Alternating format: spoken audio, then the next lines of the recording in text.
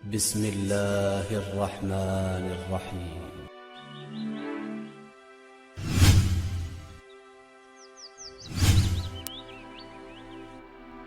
वहीं एक मुल्क का बादशाह भी उस तकरीब में आया हुआ था। उसे दाढ़ी रखी हुई थी। शहजादी उसे देख कहने लगी, अरे ज़रा इसे तो देखो, इसने अपने चेहरे पर कैसी झाड़ उगा रखी है।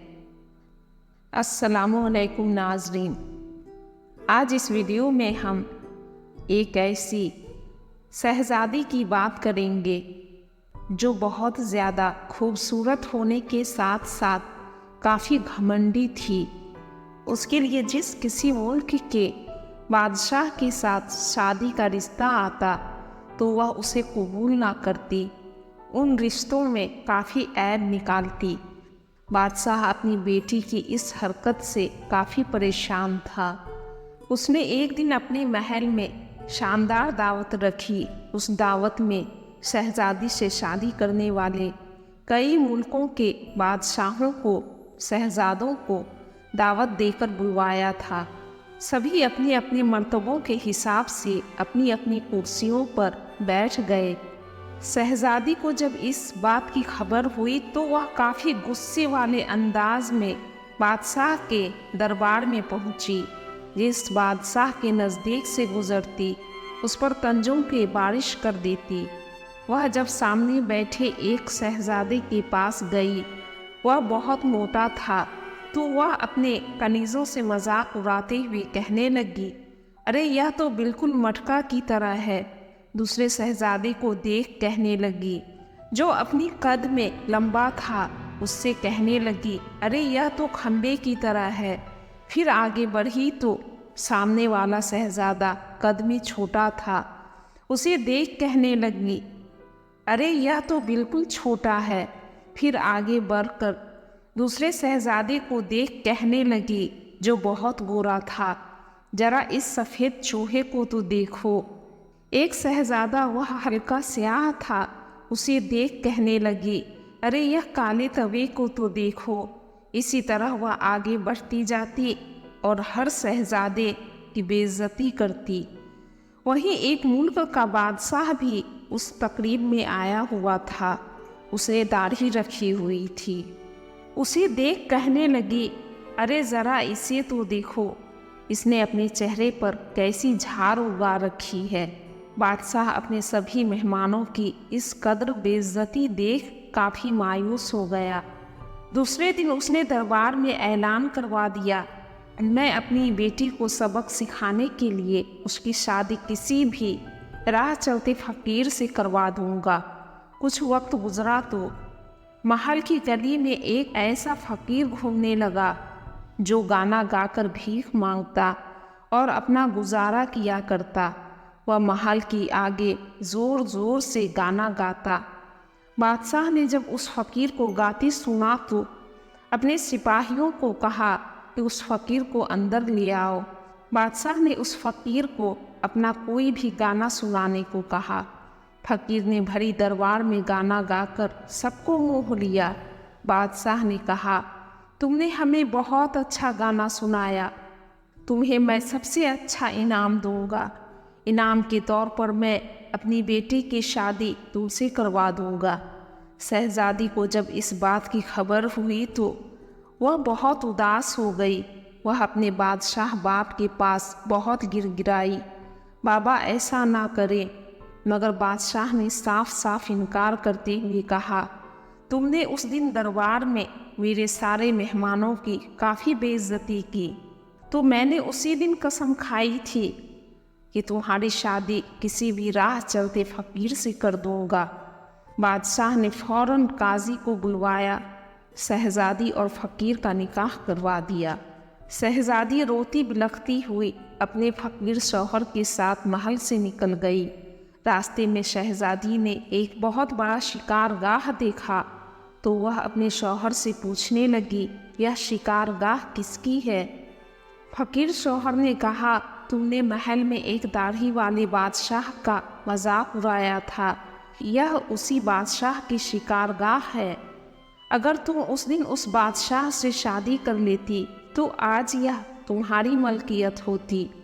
शहजादी ने बहुत अफसोस किया, काश मैं उस दिन दाढ़ी वाले बादशाह से शादी करती तो यह सब मेरा होता। दोनों फिर आगे बढ़े। रास्ते में बहुत खूबसूरत बागीचा आया। उसे देखकर शहजादी ने पूछा, यह किसका है? फकीर शौहर ने कहा, यह उसी दाढ़ी वाले बादशाह का है। फिर वो लोग आगे बढ़े तो एक आलीशान महल दिखा। तो शहजादी ने उस आलीशान महल को देखते हुए खुद कहती है कि क्या यह महल भी उसी बादशाह का है? फकीर ने कहा, हाँ। अब शहजादी बिल्कुल अफसरदा होकर अपने फकीर शौहर से कह रही थी कि यह क्या कर दिया, काश उस दिन मैंने किसी का मजाक न उड़ाया होता, उस दाढ़ी वाले बादशाह से शादी कर लेती तो यह सब मेरा होता, मैं यहाँ की मलका होती। फकीर शौहर उसके मुंह से यह बातें सुन तिलमिलाया, तुम मेरे सामने दूसरे के बारे में क्यों सोचती हो? अब चलते चलते दोनों एक टूटी फूटी झोपड़ी के नज़दीक पहुँचे। शहजादी ने कहा, यह टूटी फूटी झोपड़ी किसकी है? फकीर ने कहा, यह हमारी झोपड़ी है, अब हम दोनों इसी में रहकर अपनी ज़िंदगी गुजारेंगे। शहजादी ने वहाँ नौकरों को तलाश किया तो फकीर ने कहा, अरे इस झोपड़ी में नौकरों का क्या काम है, हम दोनों अपने काम खुद किया करेंगे। फकीर ने कहा, चलते चलते मैं थक चुका हूँ, जाओ आग जलाकर मेरे लिए खाना पका कर ले आओ। शहजादी को खाना पकाना नहीं आता था। फकीर ने उसकी खाना पकाने में मदद की। दोनों ने साथ मिलकर खाना पकाया और खा पीकर झोपड़ी में आराम करने चले गए। दूसरे दिन से शहजादी खुद अपने काम किया करती। काम खराब होता तो फकीर उसे खूब जली कटी सुनाता। कुछ दिनों बाद फकीर ने शहजादी से कहा, सुनो, आजकल मेरी कमाई नहीं हो रही है तो हमारा गुजारा मुश्किल है। मैं तुम्हें जंगल से कुछ बांस की बत्तियां ला दूंगा, तुम उससे टोकरियां बुनना, मैं उसे बाजार में जाकर बेच लाऊंगा तो कुछ पैसे हो जाएंगे। उसने शहजादी को जंगल से कुछ बत्तियां ला कर दी। टोकरियां बुनते वक्त शहजादी का हाथ कट गया। फकीर ने फिर उसे जली कटी बातें सुनाई कि तुम्हें तो कुछ नहीं आता। फिर दूसरे दिन फकीर ने उसे कुछ सूत ला कर दिया, कहा इससे कुछ बुन लो, इसे जाकर बाजार में बेच आऊँगा। शहजादी को वह भी ना आया। फकीर ने अपनी किस्मत को कोसते हुए कहा, अरे किससे मैंने शादी कर ली, इसे तो कुछ नहीं आता। फिर फकीर ने शहजादी से कहा, तुम्हें कुछ मिट्टी के बर्तन ला दूंगा, तुम उसे जाकर बाजार में बेच आना। शहजादी ने कहा, बाजार मिट्टी के बर्तन बेचने मैं कैसे जाऊंगी? मेरे शहर वाले मुझे इस हालत में देखेंगे तो मेरा मजाक बनाएंगे। फकीर ने उससे कहा, अगर ऐसा नहीं करोगी तो हम दोनों भूखे मर जाएंगे। मजबूरन शहजादी को मिट्टी के बर्तन बेचने बाजार जाना पड़ा। इतनी खूबसूरत शहजादी को देख लोग उससे मिट्टी के बर्तन खरीदने लगे तो दोनों का वक्त अच्छा गुजरने लगा। एक दिन बाजार में एक सिपाही ने आकर उसके सारे मिट्टी के बर्तन उठाकर फेंक दिया और कहने लगा, तू क्यों बीच बाजार में अपने बर्तन बेचती है? जा इसे कहीं और जाकर बेच। उसके सारे बर्तन तोड़ दिए।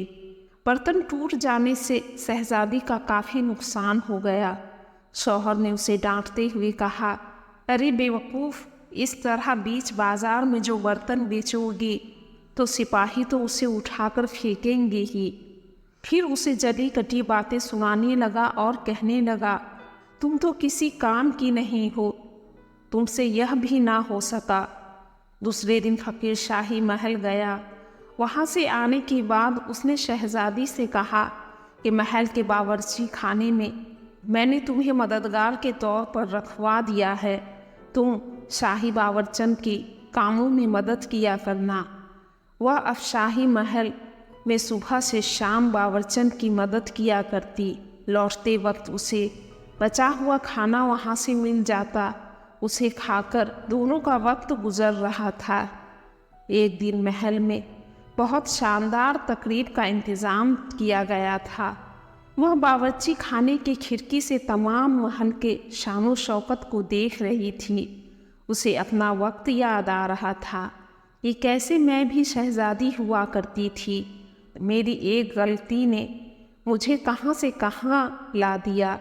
शाम को उसे फिर बचा हुआ खाना महल से मिला। वह उसे लेकर वहाँ से निकली थी कि महल के दरवाजे पर एक शख्स ने उसका रास्ता रोक लिया। शहज़ादी ने अपनी नज़र जब ऊपर की तो वह वही दाढ़ी वाला बादशाह था जिसकी दाढ़ी को देखकर उसने अपने महल में काफ़ी मजाक उड़ाया था। वह वहीं शर्मिंदगी से कांप गई। उसके हाथों से तमाम खाना छूटकर गिर गया। वह वहाँ से भागना चाह रही थी। बादशाह उसे पकड़कर कहने लगा, अरे कहाँ जा रही हो? मैं वही फ़कीर तुम्हारा शौहर हूँ। मैं वही हूँ जो वेश बदल कर बाजार में तुम्हारे बर्तन तोड़ दिया था। तुमने मुझे नहीं पहचाना। दरअसल मैं तुम्हें महल में देख पसंद करने लगा था, मगर तुमने मेरी वहाँ बहुत बेइज्जती की। तो मैंने कसम खाई तुम्हारे इस घमंड को मैं एक दिन तोड़ दूंगा। आज तुम्हारा घमंड टूट कर चूर चूर हो चुका है। पिछली गुजरी बातों को भूल जाओ। यह हमारा महल है और इस महल में हमारी शादी की तकरीब है। कुछ कनीज़ें आई और शहज़ादी को पकड़कर अपने साथ ले गईं, तैयार किया, दुल्हन बनाकर महल के दरबार में ले आई। वहाँ उसके वालिद, तमाम उसके महल के दरबारी मौजूद थे। फिर दोनों की धूमधाम से शादी हुई। शहज़ादी ने फिर गुरूर को अपने ऊपर कभी हावी ना होने दिया। नाज़रीन, अगर वीडियो पसंद आई हो तो आपसे गुजारिश है कि वीडियो को एक लाइक कर चैनल को ज़रूर सब्सक्राइब कर लें और साथ ही बेल आइकन को दबाना ना भूलें, जिससे कि ऐसी ही आने वाली वीडियो की नोटिफिकेशन सबसे पहले हमेशा आप तक पहुँचे। मिलते हैं अगली वीडियो में। अस्सलामु अलैकुम, फ़ी अमानुल्लाह।